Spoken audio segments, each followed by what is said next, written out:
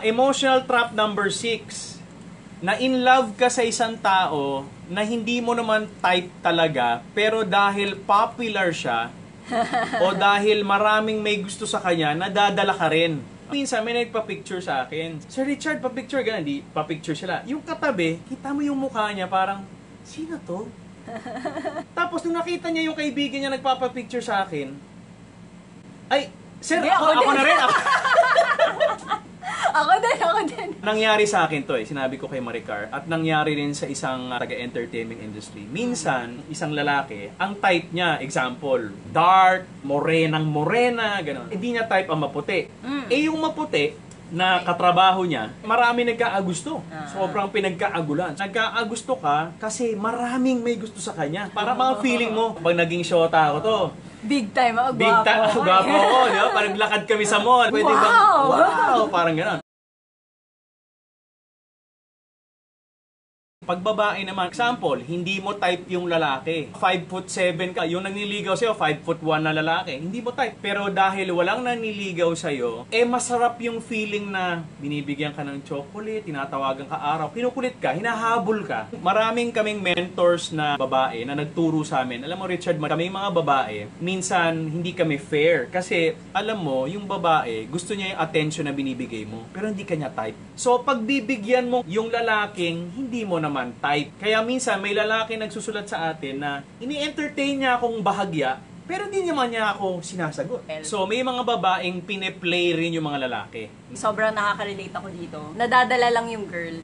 You might not like him talaga for who he is, pero dahil siya yung pinakagrabing manligaw sa'yo, parang gusto mo siyang sagutin. Pero kung talagang nag-i-introspect ka, merong kurot sa loob mo na parang hindi ito talaga yung the one for me, pero sobra lang ako nadadala. So, yun. Parang minsan may ganun.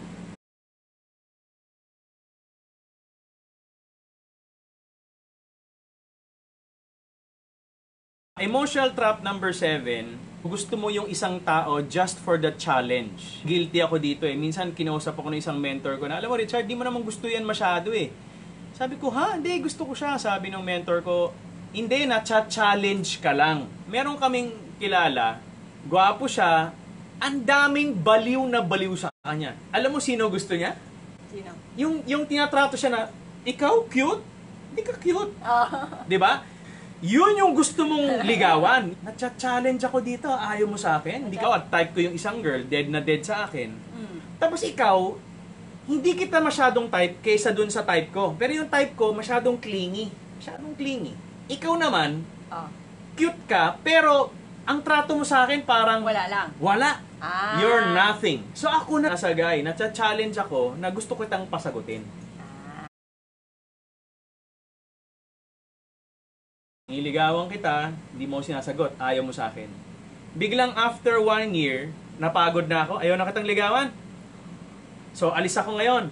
Parang nararamdaman mo, ay, hindi na siya tumatawag. Parang nagkaroon ka ng butas. Wala nang humahabol. Oo, wala nang humahabol. So, magpaparinig ngayon si girl. Alam mo, labas tayo, kain tayo. Si guy naman, bakit biglang parang nagbago siya? Nagbago yung ihip ng hangin. Tapos mamaya, nung kayo na-realize nung girl, hindi mo talaga ako gusto. Na-challenge ka lang kasi parang dahil nawala na yung attention, gusto niya ako ngayon. Anong mangyayari sa dulo? Pag nakuha mo na siya, wala nang challenge. Mararamdaman mo bigla, bakit di na ganun kalakas yung emotion ko? Kasi nakuha mo na Yung challenge lang yung gusto mo. So maghahanap ka ngayon ng bagong challenge.